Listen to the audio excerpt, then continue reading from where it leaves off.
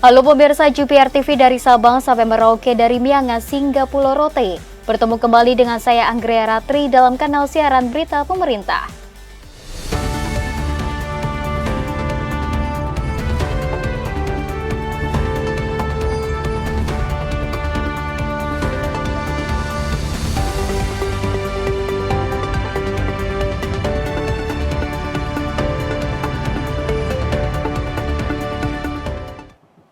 Kita ke informasi yang pertama pemirsa, pemerintah mengambil berbagai langkah strategis guna mengurangi kemacetan lalu lintas di Pulau Jawa saat libur Natal dan Tahun Baru 2025. Di antaranya peningkatan kapasitas jalan tol, penambahan ruas tol baru hingga menyiapkan jalur non-tol sebagai rute alternatif.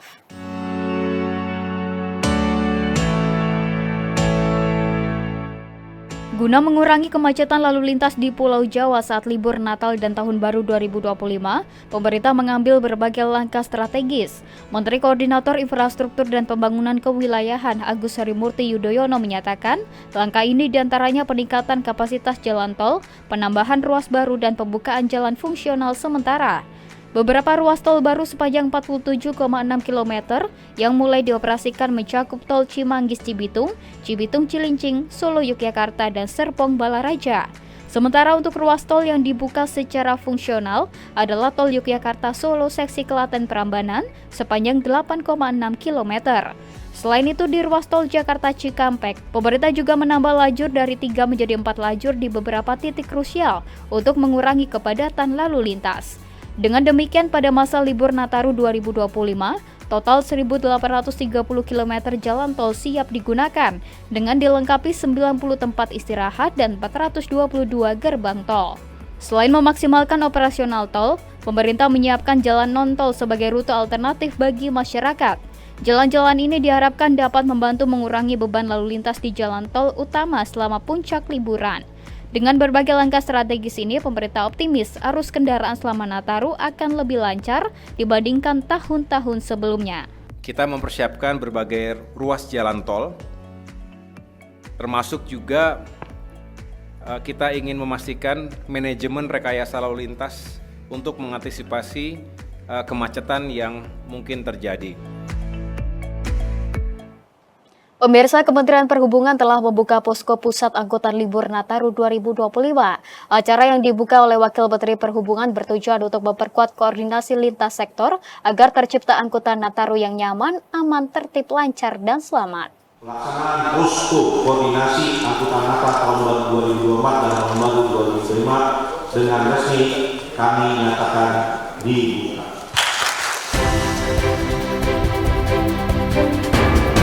Wakil Menteri Perhubungan Suntana secara resmi membuka posko pusat angkutan libur Natal dan Tahun Baru 2024-2025 terhitung dari tanggal 18 Desember hingga 5 Januari 2025.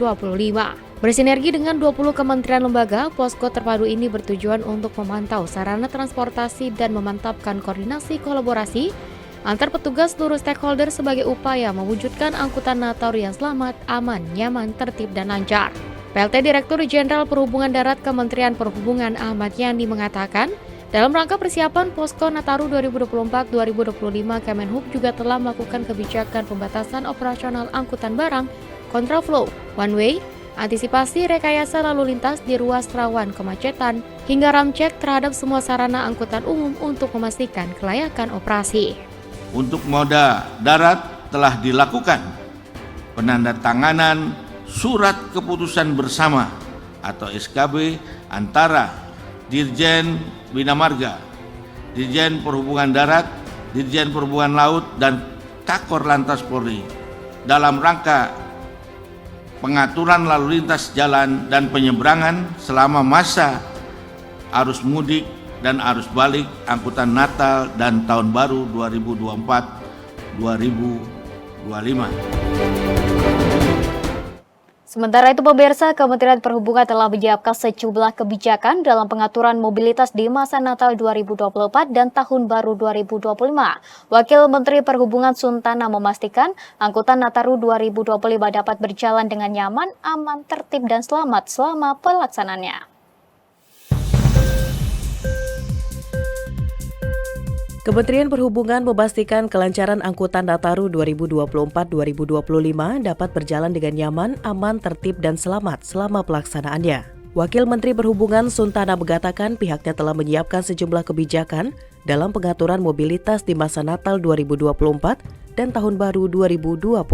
Pada sektor transportasi darat, Kemenhub telah membuat keputusan bersama antara Kemenhub, Ditjen Bina Marga Kementerian PU, dan Korlantas Polri terkait pengaturan lalu lintas jalan serta penyeberangan selama masa Nataru 2024-2025. Pada kawasan penyeberangan, Kemenhub akan melakukan pengaturan penundaan perjalanan dan sebagai buffer zone untuk kendaraan penumpang menuju Pelabuhan Merak, Pelabuhan Bakauheni, Pelabuhan Ketapang, dan Pelabuhan Gilimanuk. Di sektor transportasi laut, Kemenhub telah melakukan kesepakatan kesiapan armada dan pembagian rute untuk layanan angkutan laut dan penyelenggaraan angkutan laut melalui kesepakatan bersama perusahaan pelayaran penyeberangan di rute Merak-Bakauheni. Di sektor penerbangan, Kemenhub juga telah melakukan sejumlah kebijakan, mulai dari penurunan besaran fuel surcharge tarif penumpang pelayanan kelas ekonomi selama masa Nataru 2024-2025, pengenaan potongan tarif jasa kebandarudaraan, pengenaan tarif PNBP 50% terhadap pelayanan jasa kebandarudaraan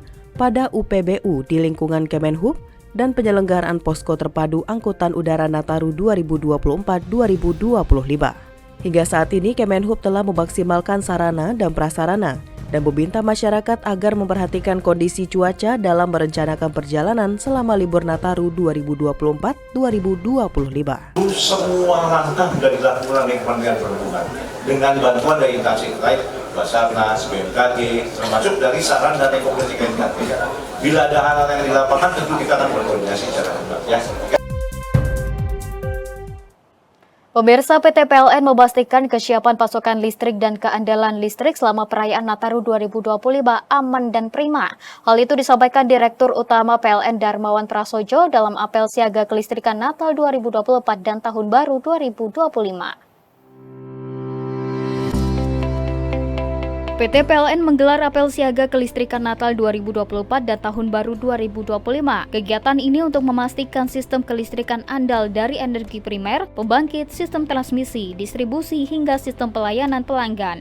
Dalam sambutannya, Direktur Utama PT PLN Darmawan Prasojo menyampaikan bahwa pihaknya siap menjaga keandalan listrik dan melayani seluruh kebutuhan pelanggan. Dari sisi penyediaan listrik, PT PLN memastikan jalur transmisi handal, serta jalur distribusi aman dan prima. Sementara fasilitas untuk kendaraan listrik seperti SPKLU dan SPBKLU juga dipastikan aman dan tercukupi.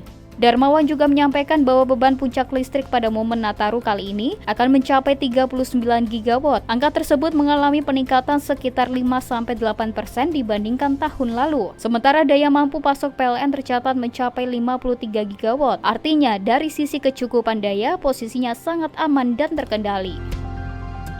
Kita ingin memastikan bahwa saudara-saudara kita yang merayakan Natal bisa menjalankan ibadahnya dengan tenang, dengan hikmat, penuh dengan makna, tanpa ada suatu gangguan apapun. Untuk tahun baru juga begitu.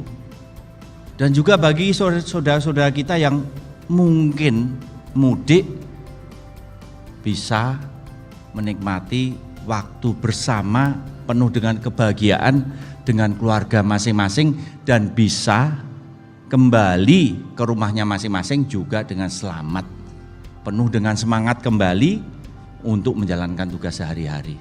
Dan dalam proses itu, satu, listriknya tidak ada gangguan. Kalau yang pakai mobil listrik bisa sampai tujuan dengan nyaman dan juga selamat sampai tujuan.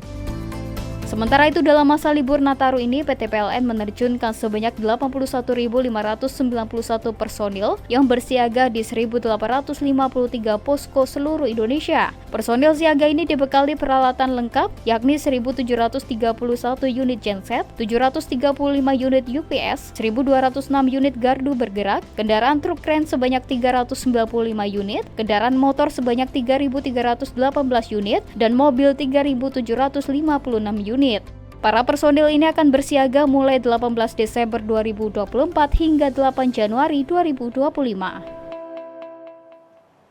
Pemirsa, kami akan segera kembali dengan informasi lainnya, tetaplah bersama kami.